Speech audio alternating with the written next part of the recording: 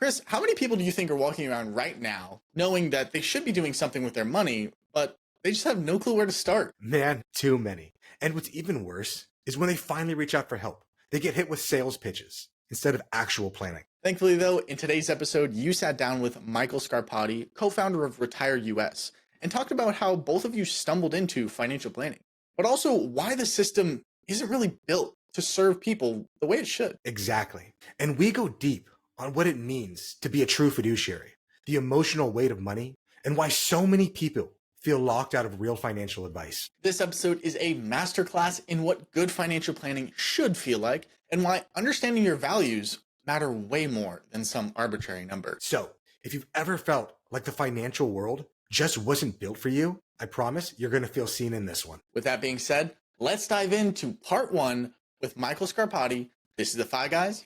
Let's get started. How long have you been in financial planning for? Yeah, it's been a little over 15 years at this point. Started 2010. Came right out of college, having no idea what this was at all. And I didn't even know what a 401k was in college. It's just funny how so much of this is learning. We don't learn a lot of this stuff. It's just so crazy, even in formal higher education. A lot of it's learning on the job. If you're not in the industry, a lot of these things just will never hit your radar. Yeah. Did you study finance in school or would you study something else? I was international business. So you had a flavor of finance from the domestic side of how it operates here. And then you also got kind of like the international flavor as well, but more business administration across the globe. Interesting. Yeah. How about you? So how did I get started in finance? Were you finance? No, I was a psychology actually. Oh, okay. Yeah. So I wanted to be a marriage and family therapist, I thought, but unfortunately they didn't let you do like an internship or an externship until your fourth year. Yeah. And, I'm sitting there, kind of in the side behind the therapist. He's doing this couples counseling and I'm watching this couple just like bicker and bicker and bicker. And to me, it was very clear like what needed to happen. Like this person needed this person needed this. And they weren't there to actually change and try to become better people. They were just there to snipe at each other and have a third party like be like, yeah, got you. Right. And myself, being what, freaking 19, 20 years old, I was like, oh, the answer's so clear and I can just see it. And I should be able to tell this person straight up, this is what you need to do to change. Yeah. And it wasn't until a lot later that I realized that you can't tell anybody to change. They have to want it for themselves, but they have to discover what change they need in themselves. You can just help guide it, but you can't like be their hero. They have to be the hero of their own story. Yeah, it's good. That's a good way to describe it. Yeah. So that was my transition. And then, a bunch of different other things and eventually came to finance because it was something that I loved and I pursued financial independence and I was completely self-taught. And then eventually, I had enough money to hit like a coast financial independence where I don't have to save anymore for myself or my wife to retire very comfortably. Yeah. And that just gave us kind of the FU money to be able to go out into the world and do things that we enjoyed rather than doing things that we had to just to survive. So since then, it's always been like, I just want to push that to as many people as I possibly can, that you can take control too. I love that, man. So tell me a little bit about your money story. What did you remember about money growing up as a kid? So my money story is interesting. I came from a divorced family. So parents split when I was 4.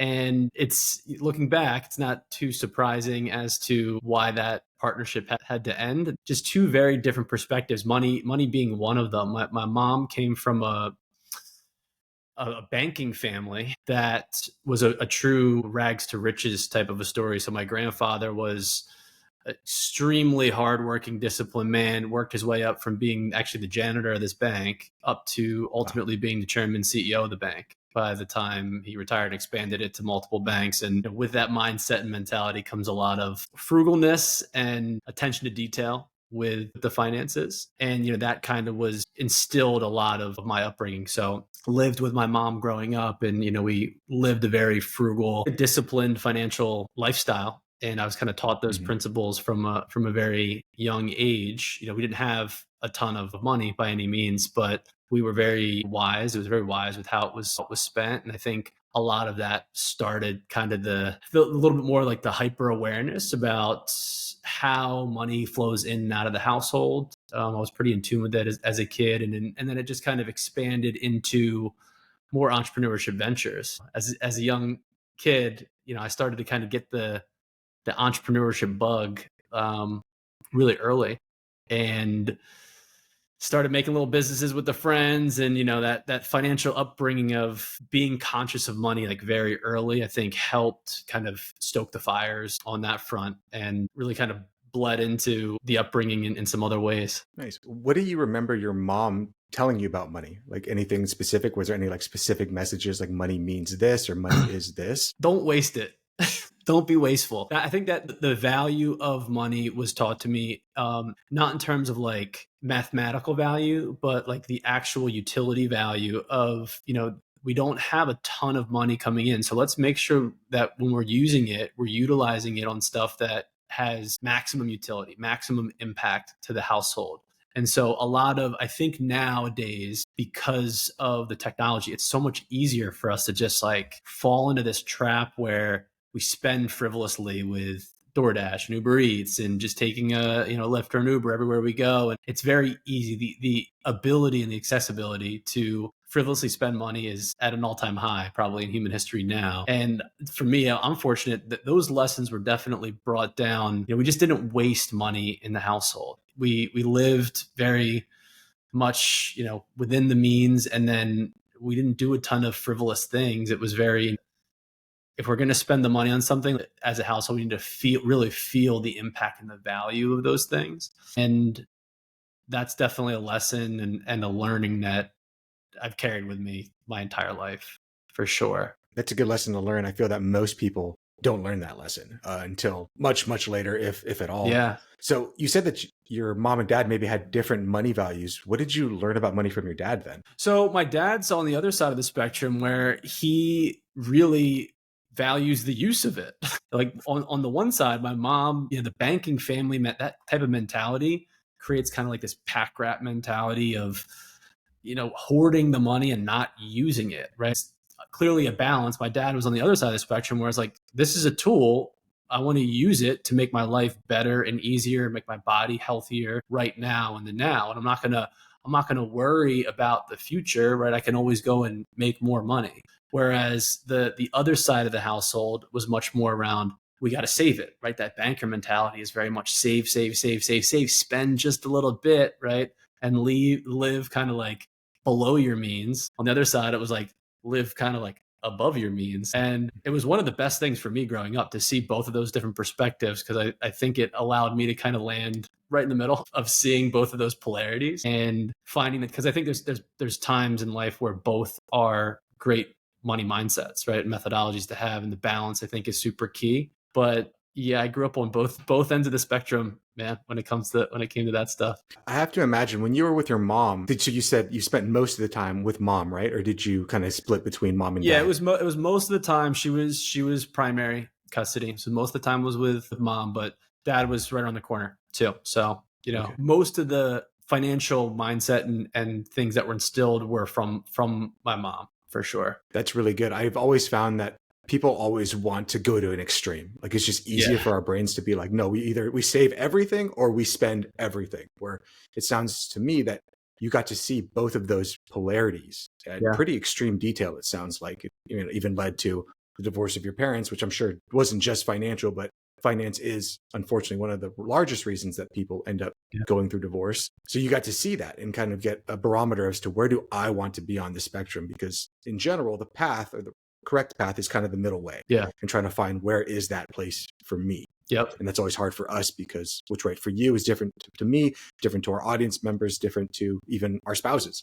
It's all going to be a little bit different, which makes it really, really complicated. So you said that you had an entrepreneurial bug back when you were a kid. What kind of things were you doing to make some money? It's kind of funny. It's all come full circle, which is really thing I'm very I'm just very grateful for in life. Legitimately back when we were kids, probably first, second grade, we started, my best friend at the time, his name's Jonathan Vittori. He's also now the COO of Retire US, which is one of the most fun things ever. Like our first entrepreneurial journey was with him. We would sneak, there was a golf course right around the corner from from our neighborhood, like right around the corner from our neighborhood. And we would sneak on with a cooler of waters, Gatorades, and we would find golf balls and golf tees and clean them up. And we would post up at one of the holes, like kind of deep in the middle of the course, sit on the cooler and sell stuff to the golfers. So we would, all the golfers would come by on their foursome, we would be sitting there and, hey, you want to buy a drink? $1 for a water, $2 for a for Gatorade. We were active every so often. Instead of running out to the basketball courts or running out to play soccer with the friends, we would say, hey, let's go make some money. And we would go to the store, buy. This was probably now when we were in like 5th, 6th grade when we really started doing it, but we became friends back in 1st grade.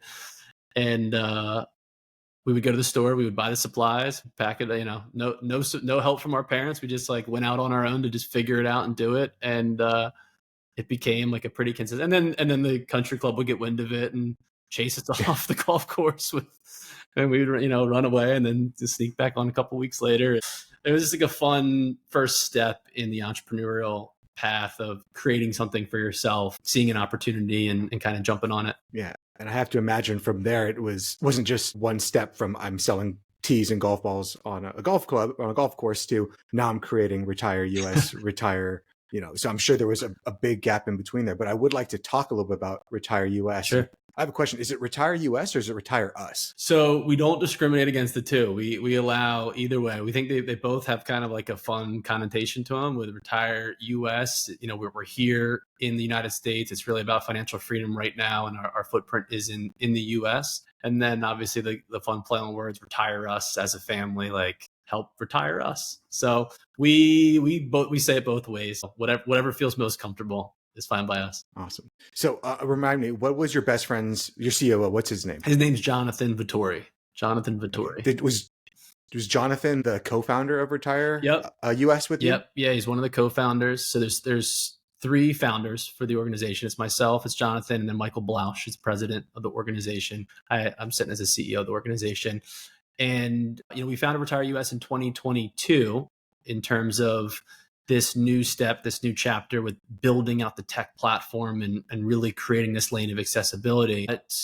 In the industry, myself and Michael Blausch, we started in the industry both together, actually same day, just serendipity of the universe. We ended up in the same compliance meeting on the same day. We actually went to the same college, but we're different years. He was a finance master's student, played baseball at St. Joseph's University in Philly, and I just graduated undergrad. And we were both in that same compliance meeting, sitting seated next to each other. And I said, hey, what's up, man? I'm Mike. He said, I'm Mike. I said, oh, cool. I went to St. Joe's. Where'd you go to school? I went to St. Joe's. We're like, did we just become best friends? Like, I think we did. And we kind of started that same entrepreneurial, like independent advisor journey together on the same day. And you kind of started seeing everybody dropping like flies, the churn and the independent channel. And where was that? This was in Philly. So it was at an RIA called McAdam Financial, which we're still partnered with actually to today. And we partnered up pretty quickly.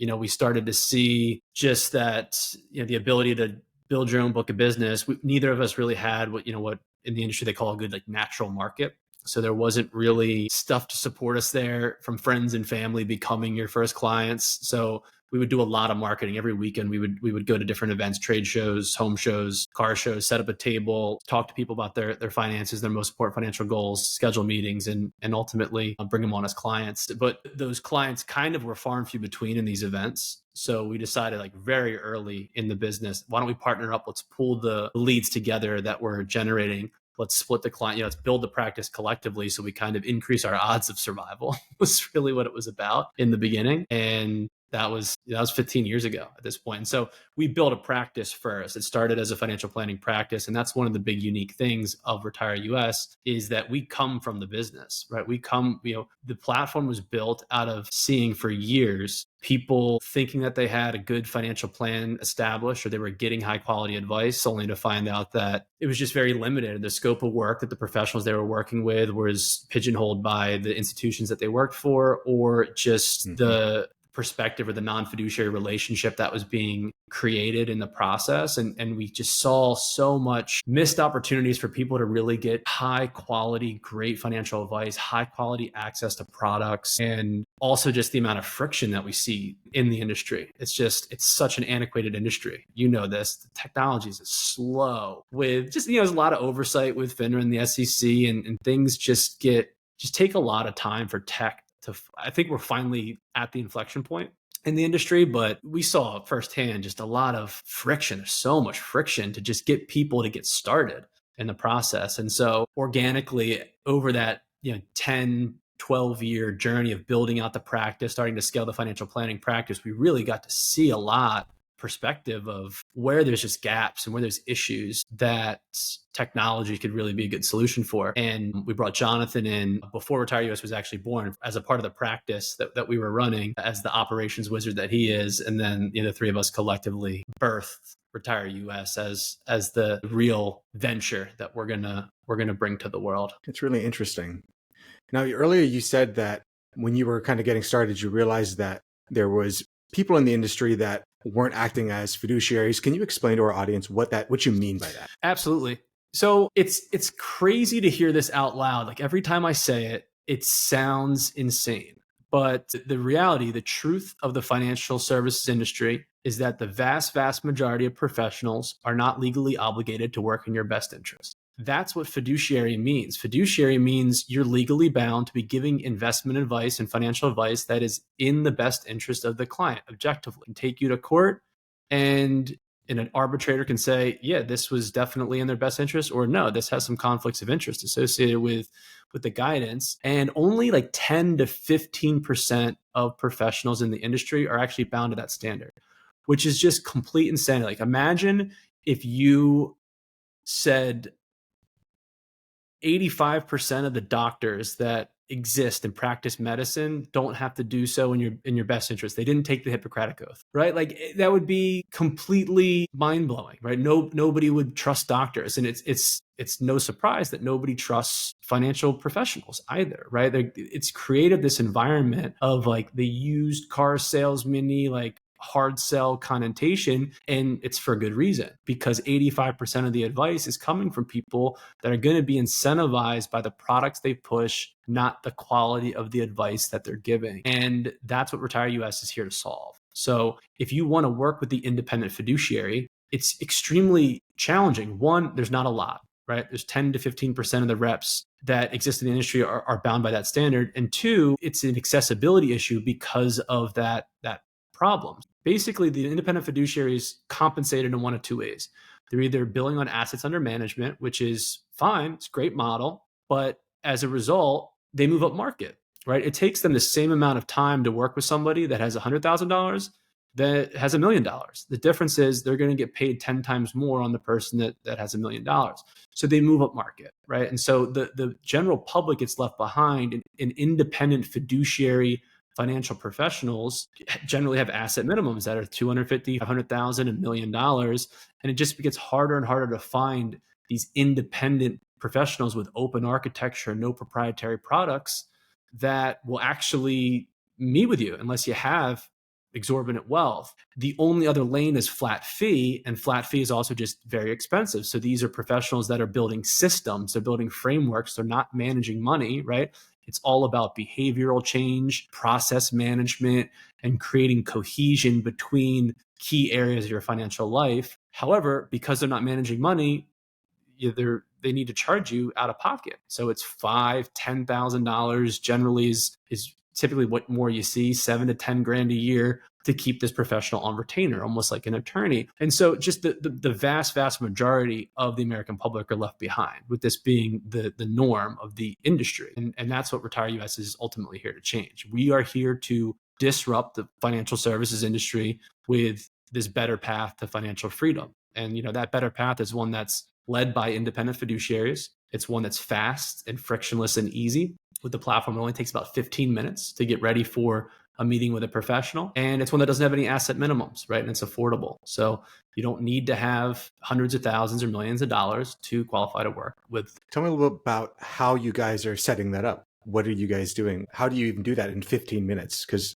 I know from when I used to be doing, AUM, doing it that base, it's like, hey, in order for us to meet, I need to have every single bank account you ever had, like your mother's maiden name, child's middle name. Like, I need all this information before I can literally say anything. Yep. Which I always thought was completely antiquated and crazy. I just felt like they were trying to get, in my opinion, they were trying to get the person to feel like the buy-in was so high that it'd be hard to say no. So I completely axed that in my practice. Yeah, I think psychologically that's probably was a big part of the problem, because it's hard to get people out of their own way to get started in the process, right? Like, that's the biggest challenge is themselves, right? The procrastination. We did a ton of market research on this, and I'll weave back and answer the other question, but I think this is important to your point. We did a ton of market research. Why do people not actually work with financial professionals? So almost 85 roughly percent of people that were polled said that they would find working with a financial professional helpful, yet only 35% actually do. So why? What's the disconnect? Why are so many people not seeking guidance from somebody that is a master in this craft? And it came down to a couple of core reasons. The first was trust. They don't know who to trust, right? And we've already kind of addressed why that's the case. That makes a ton of sense. It's a sea of people that, there's only a select few that actually legally have to work in your best interest. And that's not to throw shade at the people that are non-fiduciary, right? It's not in their scope of work. It's not the way that their process is set to function, right? They can be great people and have the best interest in mind for the client. Generally, though, the scope of work is skewed by the platform in which they represent. So if you're at a specific institution, or you're a CFP at Fidelity or Vanguard, great institutions, but at the end of the day, they're in the business of getting assets to those institutions, right? They're not in the business of providing completely objective advice that vets the entire marketplace. They're in the business of gathering assets, and the plan is going to ultimately lead there at some point. There's nothing wrong with it. That's the business that they're in, right? It's just being clear and understanding that. So people don't trust anybody is the first thing. The second thing is it feels too complex and overwhelming, and you just kind of hit the nail on the head, right? It's like this swallow an ocean mentality to start the process, which a lot of people go, all right, one, there's a lot of jargon. I don't understand this. And then two, but really it's actually the third reason is, this is going to take too much time. It's going to take too much effort, right? I don't want to do this. Right? I don't want to spend 4 or 5 hours of my time getting this together, because the reality is I'm afraid to look at it. I'm afraid to take a look at it. And the last thing was cost, right? It's like cost. Accessibility is actually probably a better word. The last thing is really accessibility, because cost was one, but it's like, do I qualify for this? Do I qualify to have a financial professional? Do I have enough money, really, right? That this would even make sense? And is this something that's a really, truly accessible thing for me at my level of financial success now, right? And when you kind of put all those together and you stir them in a pot, Retire US is meant to solve all those different challenges, which is trust. All the advisors on the platform are independent fiduciary. So we're saving you that step. Instead of you having to vet the entire marketplace and find the independent fiduciaries and hope that they'll take a meeting with you if you don't have $500,000 or $1 million investable, that process is solved for you through the platform. We're connected with literally hundreds of independent fiduciaries through the existing RIA that we're with currently. And we're going to continue to expand those relationships as we need. And the second thing, though, that is the real big hurdle is the time commitment. People just don't want to do it. So we've used tech. It's really technology is the answer. It's just automated workflows is really kind of like the key buzzword. And now we're focused on integrating AI into those workflows of how we can prompt the user to gather the data that's required, but like the minimum effective dose. So think of it from that standpoint. We don't need everything to get started, right? And I think that's the challenge that the industry presents because of what you said earlier. It's like, well, we want you to be fully bought in, so we want you to do it all. And once you do it, you never have to do anything again. And that's true. No, that will work. But what we found is most people don't want to spend 5 hours gathering data and tracking down, all these little mini pieces that really don't play a major factor to get started, right? They play a factor in the long run. And so we've segmented the process into 2 key stages. Instead of it being one size fits all, swallow the ocean feeling to get started, we set it up into two stages. So it's goal planning and then cash flow planning. And we created a cycle. So we start with goal planning, and that's all about effectiveness, right? Where are we going? Where are we at currently? What do we need to do to get there? And once we implement that plan, then we're going to go circle back to cash flow to see how we can add efficiency, right? So align the ships with goal planning, come back and see if we can speed those ships up with cash flow planning. And then life's going to get in the way and things are going to happen. Markets are going to move. Laws are going to change. And then we reassess goal planning. And then we go back to cash flow planning. Go back to goal planning. And so it's more of a cycle. We create more of a rhythm, and a result of being able to create that rhythm is we don't need everything right up front. So we can get the basics, like what is the minimum amount of information that we can get that can make the maximum amount of impact to start the process and get everything clear and aligned. And then we'll put the rest of the pieces in play throughout the course of the year. And what have you found to be that minimum amount of information to be able to at least get started? That's a great question, man. That is a great question. So we call it the onboarding wizard, but it's basically we have a little profile that that the user completes, and this is what takes about 10 to 15 minutes. And it's basically just who are you? What are you planning for? What are the accounts that you currently have? That's kind of the major key information. What are we planning for? What are the accounts that we have? What are the timelines? And so I want to retire in 20 years. I also want to send my kids to college in 15 years. And once I am retired, we want to buy a beach house and, snowbird, something along those lines. So it's just captured in a very easy user interface where the client can tell us what their goals are and at least start to draw the lines in the sand. So it's like the minimum effective dose is like, where are we drawing lines in the sand? Let's start somewhere, right? And we'll come back to see if it's, we'll reconcile it through the cash flow process. But let's draw the lines in the sand somewhere so we can at least start calculating goals. Let's get an inventory of where we are right now. And let's get an understanding of how much we are saving actively currently, right, towards those goals. That's pretty much all we really need. And then the future information that we need is, what are the projected income streams? So it's Social Security. Is there a pension, right? So we can identify the future gaps in retirement. Really, the way the process works is we start at retirement. All roads lead to retirement, right? Unless you're already retired. All roads are going to lead to retirement. So that becomes the focal point that we plan around. We're planting the flag there. And then we're understanding through a holistic process of, what's your fixed income going to be? What's your overall projected expenses with inflation and taxes? And what's the gap that you need to recreate? The planning delta, a lot of people would call it. And we're solving for that. If we need to recreate $100,000 a year in 20 years, what's the amount of money that we need to have ultimately saved up as the nest egg to fund that without running the risk of running out of money long term? And then we're reverse engineering that back using the future value calculations, essentially, of where are we in relation to that goal? How much are we saving?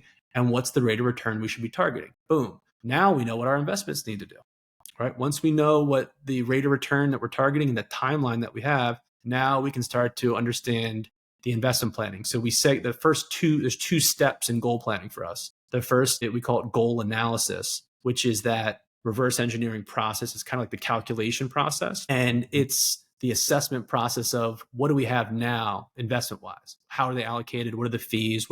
What's the risk? What's the return? What's the market crash scenario, right? If the market crashed tomorrow, like how much would this account actually lose? Called a portfolio deep scan. Most people aren't aware of that, right? Yeah. It feels good to say, oh yeah, risk is the funniest thing I've noticed in this game, and I'm sure you have too, which is investors have the memory of a goldfish. It's like when things are going well, you forget that feeling that happened in 2008. Or that feeling that happened with the COVID flash crash over that month when everything shut down. One headline happens and and then all of a sudden all those memories come flooding back. We just keep swimming until we are reminded. But people have a very short-term memory of what their true risk tolerance is. And so we do this as like a gut check in the analysis. It's like, hey, do you know that if the market crashed, this account would actually lose 40%? That's what it lost in 2008, same exposures. How do you truly feel about that, right? If $1 million, if we, over the course of a month or 6 months, lost 400 grand in this account, right? What's your true tolerance for that? But then we have to couple that with risk capacity. Like if you're 2 years from retirement, and we need $1 million and you have $1 million right now, we shouldn't be in the markets like this at all, right? So these are all the key things that come out first. And, to just circle back to where we started is you don't need a ton of information to figure those starting points out. Right? You just need to know those key things. What's the future income? What are the accounts you have? What are we planning for? How much are we saving? What's the timelines? Boom. And then we can calculate the rest. It's funny. You have a very similar process to me, but I want to ask one thing. If you run into the same problems that I do, Sure. It's when you ask them, what are the goals? Like, what are you trying to achieve? And most people just stare at you like, Yep. What do you mean? And that because people have never thought, like, what do you envision? Like, what is your rich life? What do you want? And they're just like, I don't know. I guess I want to retire at 65, have $13 million. And then you start to question, like, why 65? Why $13 million? Yep. And then you realize, like, they're literally just pulling stuff out their ass. Like, they're just pulling numbers 100%. out of thin air. Yep. So how do you work through that? I know how I do, but I'd love to hear how you guys kind of discover that. Yeah, I'm happy to share that, and I'd love to hear how you do it too, just to compare the notes. But the funny thing is, what you just said is the unfortunate reality of how most people are navigating retirement. Most people, and it's the wrong way to do it, right? If you don't know how much you need to have saved up because it's built around what the lifestyle is you want to create, you're doing it incorrectly, right? People we as human beings, we love rules of thumb, right? So it's like, oh, well, if you're 45 now, you need on average, and the media loves it too. You need $4 million on it. It's like, no, you don't. It all depends. Do you have a pension? Are you planning on Social Security? Right? Do you have any other income? Are you working part-time in retirement as a full stop? Are we fully funding everything ourselves? Are you a really frugal person? You don't spend a lot of money? Like, it's all so relative that it needs to be built on what your actual lifestyle is. What do you want? And your point is the key point.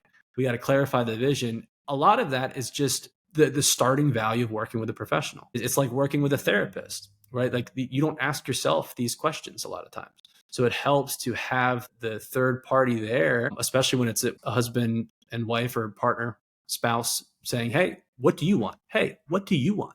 Okay, let's kind of start to reconcile this vision and then stamp it. Okay, we've decided that it's going to be this year, and this is the type of lifestyle we want to recreate, right? We would be comfortable with $150,000 a year pre-tax. Like, we can get behind that type of a lifestyle. Or we go through the exercise and have them just look at their expenses. We do this when we flow back to cash flow. We'll have them draw a line in the sand of like intuitively what feels good. Take a good look at, the past 6 months, year of credit card expense. Just get an idea of like, what do you really spend? And let's draw the line in the sand and start to quantify numbers around it. But then when we're flowing from goal planning to cash flow planning, cash flow analysis is the reconciliation process. So it's like, all right, we're going to spend the next 3-4 months for you just tracking cash flow. Now that we're conscious of it, like, are we actually spending 10 grand a month, or are we actually spending 5 grand, right? Like, let's see where that really lands so that we can go back and tighten up the goal that we set originally. So that's kind of how we work with the clients to like help them imagine. And we, like, let's play for a little bit. Every day's a Saturday. What are you doing? Right? Every day's a Saturday. What are you doing? Are you golfing? You kind of go through those prompts with them, and then we finally define the vision. But defining the vision is the first step for sure. This video podcast is sponsored by Monzon Wealth. The content in this podcast is for informational purposes only and should not be considered financial advice. We do not endorse specific products or services. Past performance does not guarantee future results. The opinions expressed are those of the host and guests, not the podcast sponsor. It is crucial to consult with a qualified financial advisor or professional who can provide advice tailored to your specific needs before making any financial decisions, investments, or taking any other actions. If you are seeking specified help, you can reach out to Chris at monzonwealth.com.